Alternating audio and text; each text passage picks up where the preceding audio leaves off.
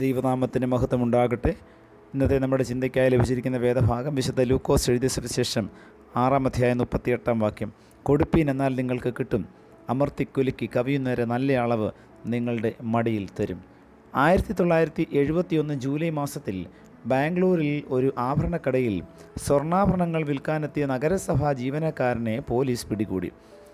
അവനെ ചോദ്യം ചെയ്തപ്പോൾ അവ താൻ മോഷ്ടിച്ചതല്ലെന്നും നഗരസഭയുടെ ചപ്പുചവറുകളിൽ നിന്നും കിട്ടിയതാണെന്നും പറഞ്ഞു. വിശദമായ അന്വേഷണം നടത്തിയപ്പോഴാണ് കാര്യം മനസ്സിലായത്. വളരെ വർഷങ്ങൾ രോഗിയായി കിടന്നിരുന്ന ഒരു വൃദ്ധയായ സ്ത്രീ മരിച്ചപ്പോൾ അവരുടെ ബന്ധുക്കൾ അവർക്കിടന്ന തലയണയെടുത്ത് ചവറുകൂനയിലേക്ക് എറിഞ്ഞു കളഞ്ഞു.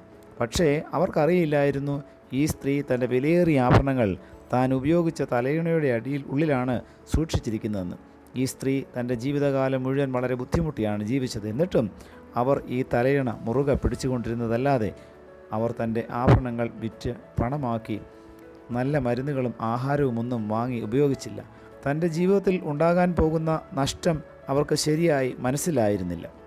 പ്രിയമുള്ളവരെ, അനേകരും ഈ നിലയിൽ തങ്ങളുടെ ജീവിതം നഷ്ടമാക്കുന്നവരായുണ്ട്. അവർ തങ്ങളുടെ ഹൃദയം കഠിനമാക്കുകയും മറ്റുള്ളവരോട് ദയയില്ലാതെ പെരുമാറുകയും സ്വാർത്ഥ തൽപരായി ജീവിക്കുകയും ചെയ്യുന്നു. തൻ്റെ താലന്ത് മണ്ണിനടിയിൽ കുഴിച്ചിട്ട ദാസനെ പോലെ അവർ ജീവിക്കുകയാണ്. യജമാനൻ വരുമ്പോൾ ഇങ്ങനെയുള്ളവരെ ഏറ്റവും പുറത്തുള്ള ഇരുട്ടിലേക്ക് തള്ളിക്കളയും. അവിടെ കരച്ചിലും പല്ലുകടിയും ഉണ്ടാകും. അതിനാൽ പ്രിയമുള്ളവരെ, കർത്താവ് നമുക്ക് തന്നിരിക്കുന്ന അനുഗ്രഹങ്ങൾ അത് പൂഴ്ത്തി വയ്ക്കാനുള്ളതല്ല, മറ്റുള്ളവരുമായി പങ്കുവച്ച് കർത്താവിനെ പ്രസാദിപ്പിക്കുമ്പോഴാണ് നമുക്ക് ഇരട്ടി അനുഗ്രഹം ദൈവം നൽകി തരുന്നത്. ഈ വചനങ്ങളാൽ ദൈവം നമ്മെ ഏവരെയും അനുഗ്രഹിക്കട്ടെ. പ്രാർത്ഥിക്കാം. പ്രിയ കർത്താവെ, നൽകി തന്ന വചനത്തിനായി നന്ദിയോടെ സ്തോത്രം. അങ്ങ് ഞങ്ങൾക്ക് തന്നിരിക്കുന്ന താലന്തുകൾ അത് ദൈവനാമ മഹത്വത്തിനായി വിനിയോഗിക്കാൻ തക്കവണ്ണം കർത്താവെ ഞങ്ങളെ അവിടുന്ന് സഹായിക്കണമേ.